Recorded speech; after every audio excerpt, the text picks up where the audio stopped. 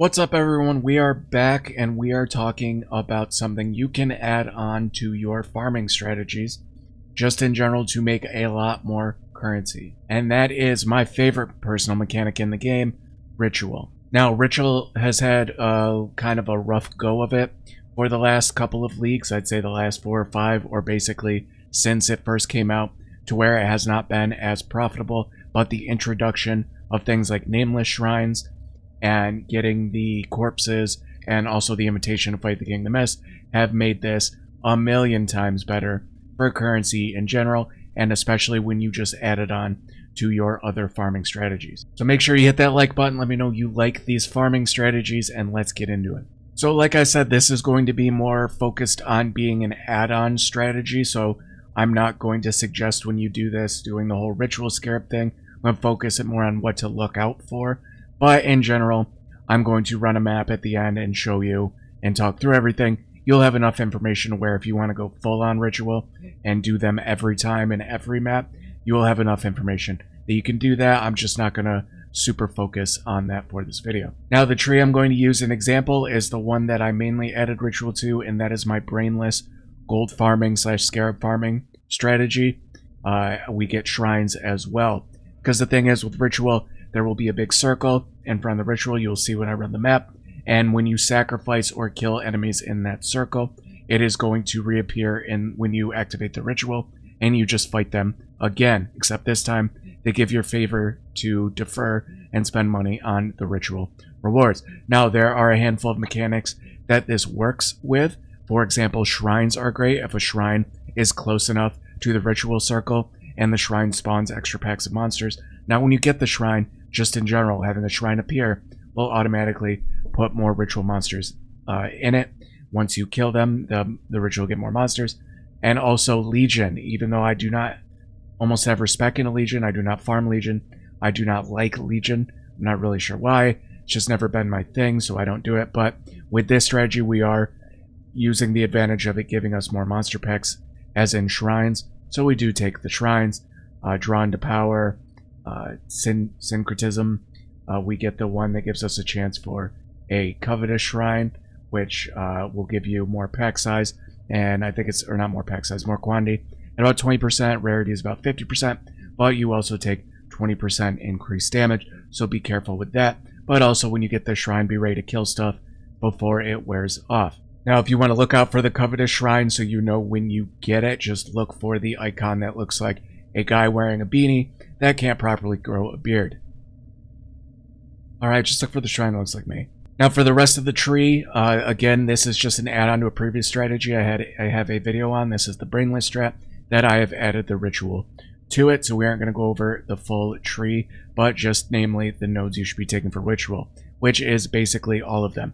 Remember, if you click an icon for anything, whether it be blight, if you click the icon in the center, it is going to highlight where all of the nodes are, so you can see by clicking on ritual where they are, and we take basically all of them except for this one.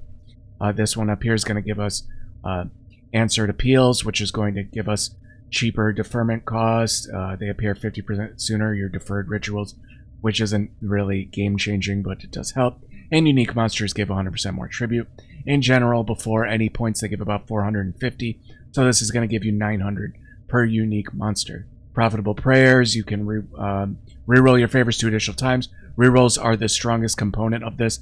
You want as many of them as possible, and you always want to be rerolling because it's just more pulls on the slot machine that is ritual. Flexible Dogma, just rerolling costs less, it is cheaper. Down here with Sacred Lands, we take this because there is no scarab.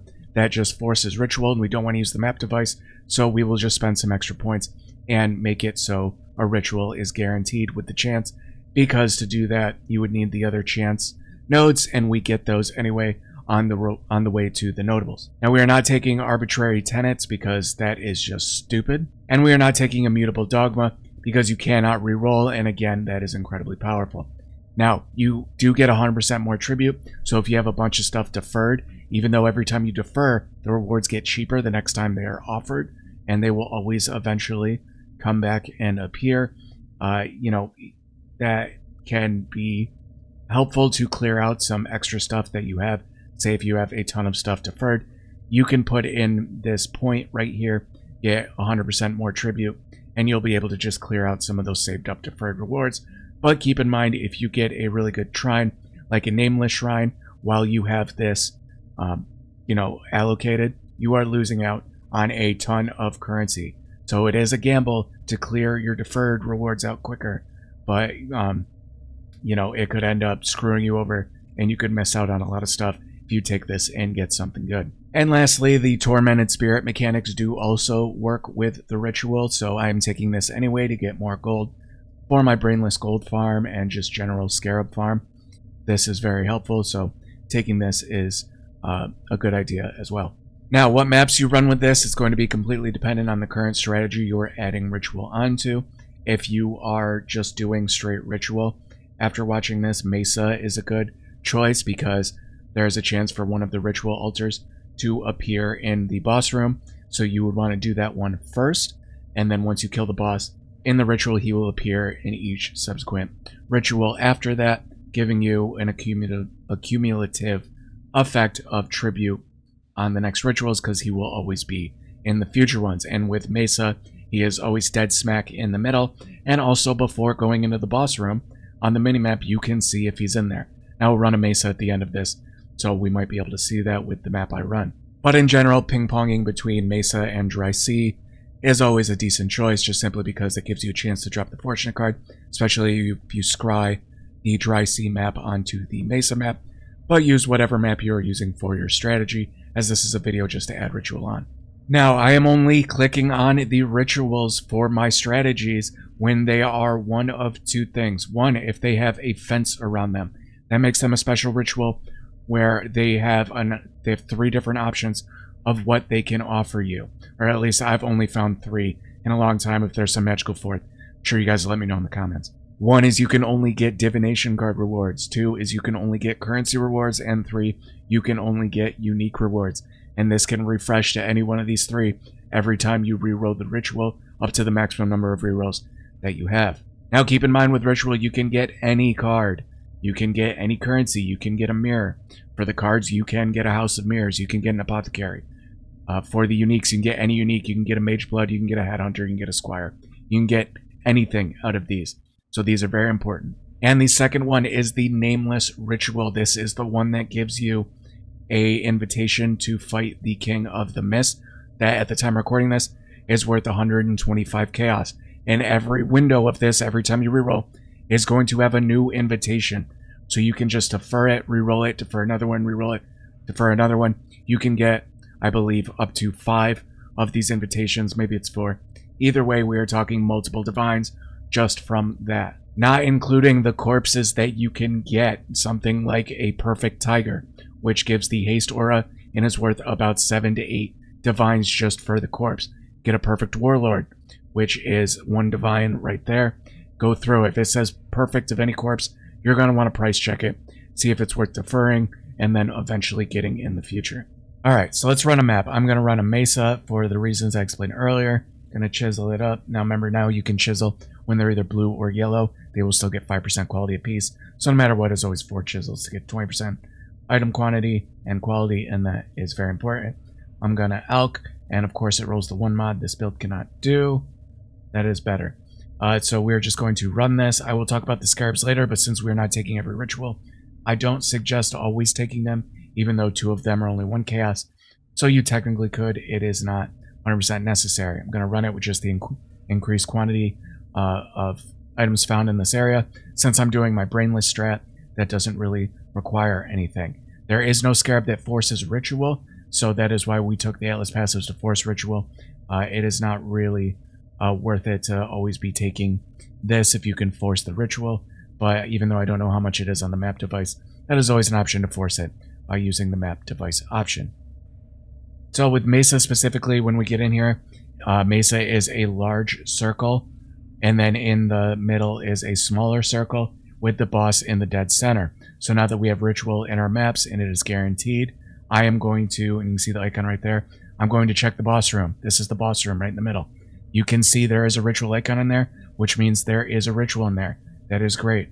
So I'm going to clear this a little bit, go in there, and I'm going to kill the boss. Okay. Now you can see this is a fluctuant ritual altar. This is not one of the ones I would normally do. Like I said, you want the ones with the fence. It has no fence, and it is not a nameless shrine. So I technically would not do this. I would just finish doing my map normally. But for the sake of this video and talking through ritual, I am going to do it, and we can just pretend like it's one of the good ones that I wanted. Now, the ones with the fences aren't common, but they aren't super rare either. You will get them relatively often. The nameless ones are rare. I get one every 20 to 30 maps. If you're running the maps fast enough, that is plenty often for that. You can see I had to fight the boss again because I killed him in the ritual. So now he's going to appear in all 4 of the rituals. See down here, it says 1 out of 4. We also take the Atlas passive. That always gives you 4 ritual altars. Right here, occult devotion. Very important node. Very, very helpful. Now you can check your rewards by clicking this or going on this, but don't even check your rewards until you finish all the rituals. It is a waste of time. You're going to want to get the full picture before you do it. You can see you want to clear all of the enemies that are in the circle before you start the ritual. Now, enemies that run from outside the circle and in do not count, so you cannot just kite everyone into the ritual. That would be too powerful, so you cannot do that. So we are going to clear this ritual as well, and then there will be a pop and also some loot dropping. The loot that you would get from these monsters dropping also procs again once you finish the ritual, so it's kind of like a double drop right there. See some more gold dropped, chaos drop, all that fun stuff. I am going to take this reduce flask increase quantity node on my altar, and then just run the map as normal until you find the next ritual. Alright, so now all 4 rituals are done. We can click this button to show the ritual rewards. Now there's 4. Everything is revealed on the first page. Look through, see if there's anything you want to defer for the future. Everything here looks pretty crappy. Again, this is not a ritual I normally would do with this strategy. The broken crown, that can be good for disenchanting to get some dust on the King's March, in your King's March. But I'm just going to reroll. This wasn't a particularly amazing ritual. Didn't really get any shrines or anything important in the ritual, so we only got 5,800 tribute, but as long as you have enough to defer and reroll some stuff, that's the key. So I'm going to reroll this. It's going to take some more tribute. There's some chaos. You can defer this if you want. Remember, you always want to defer until, ideally you can go through all your rerolls so you can see everything. So you click on the defer button right here. What this is going to do is guarantee it will show up in a future ritual reward, and also when you defer, even though it costs a little bit of tribute to defer the item, it also gives it a future discount, which when you hover over, it will show. So the more you defer, the cheaper and cheaper these things will get. So I'll defer the chaos, reroll. There's some 2 more chaos. I'm going to defer that as well. And you can just go through and do it just like this. Now I'm through my rerolls. There's 2 more chaos. Nothing special. This is a blasphemer, but it's just a normal blasphemer corpse. It's not perfect, so there's no point in checking that. You can also click down here to apply your item filter to weed out a lot of the crap, to make it a little bit less daunting to look through all of this stuff. Check stuff like jewels. This is a fractured one with increased spell damage while wielding a staff. Use Awaken POE trait if you want to see some of these. Reduce effective curses. Doesn't look like it's probably worth anything, but you could take it. Now you will see there is ritual splinters in these. You can take these as a very last resort, but I don't suggest it. What happens is when you get 100 of these, it turns into a ritual vessel. And what you can do is on the last ritual you do, you always want to do it on the last ritual, you can take one of these empty divine vessels, right click it, fill it up with the blood of the final one, and it will save these monsters. You can say it only saved 37 monsters. That's pretty low, because these rituals were not very good. I did not get that many monsters. But now you can put this in the map device with another map. That will force ritual, and also the very first ritual is going to start with these monsters, and all the subsequent rituals will. So it is just a way from the beginning to boost the number of monsters you kill and the ritual you get. So they are very helpful. They aren't super important, and they aren't super useful with this strategy, because simply we are not doing the ritual every time if you are just adding it onto a strategy. Now, if you're doing the ritual every time and you're using scarabs and you always want to do the ritual, perfectly fine. You are going to want to use these as often as possible. If you do that, you're also going to want to be taking this Atlas passive down here, where completing the final ritual has a 15% chance to drop a blood-filled vessel. You'll also get some more ritual splinters and some stack sizes, which is kind of nice. But for this strategy, I do not take it because I am not doing the ritual every single time. Now, there are 3 ritual scarabs. If you're doing it to the point of just not always doing the ritual every time and just looking out for the 2 different good types of shrines, the only one I might suggest that you could use, because it is only 1 chaos a piece, is that the first 2 times you reroll, you get a free reroll. It doesn't cost any tribute. And you also get another favor reroll. Very, very helpful if you get the nameless shrine, because it's going to give you another invitation and another shot at some good corpses that you either can trade or use with the anime Spectre Den. Second one is the Ritual Scarab of Wisps. This doesn't seem to make that big a difference that I've noticed. It is also 1 chaos, so it probably stinks. But let me know in the comments if you've used it, if you like it, and if it is worth it. This one, if you are just looking out for those 2 rituals and not doing the other ones, I don't suggest this. This is about 12, 13 chaos a piece, so it is a money sink if most of the time you are not going to be doing the rituals anyway. If you are running the rituals all the time, this is something to consider. This is actually a really good scarab. Now, there's a 4th scarab you can use. I forget what it's called. It's one of the awakened scarabs. It's going to give you more rewards in the window, but it is also very expensive because a lot of strategies use it. So the price fluctuates like crazy. Sometimes it's probably worth it, sometimes it isn't. I do not personally use it, but just know there's another strategy. You might want to look up another video of someone that does that. I don't want to talk too much about it because I don't want people to think, oh, well, you said in your video to try it. I did not. I do not know if it's worth it, although it does give a lot more rewards per window, which is actually pretty cool. But I would go to someone else for that. I am not knowledgeable in that enough to make a recommendation. But that's basically it, guys. I might have left a couple things out, but again, I just wanted this video as more of an add-on strategy, not a guide to ritual, which I have done in the past. You can type in Safe on Talk ritual, and I'm sure those guides will come up. Not a lot has changed. The only thing that's really changed is the addition to the nameless shrine and some of the other stuff that's been added. I forgot to mention there is added uniques to ritual. They only get in ritual. Namely, there is a unique set of rings. None of them are particularly amazing, but some builds do use them, and since they're new, people like messing around with them. They're generally around 15 to 20 chaos a piece, so keep an eye on those items. But I think that basically covers everything I wanted to cover. So again, make sure you like and get subscribed if you are not. Leave a comment below if you like ritual. It is one of my favorite league mechanics, and I am glad it is getting love basically every league from here on out, and I think it is finally in a pretty good place with the addition of the nameless shrines. So make sure you get followed over on Safe or twitch.tv/SafeOnTalk, where I am streaming usually Tuesdays, Thursdays, and then a couple days on the weekend. And also make sure you join the Discord. Come hang out with us. We're a small community, but we're growing. So yeah, just come join us and come hang out with us. But that's it for me, guys, and I will catch you on the next one.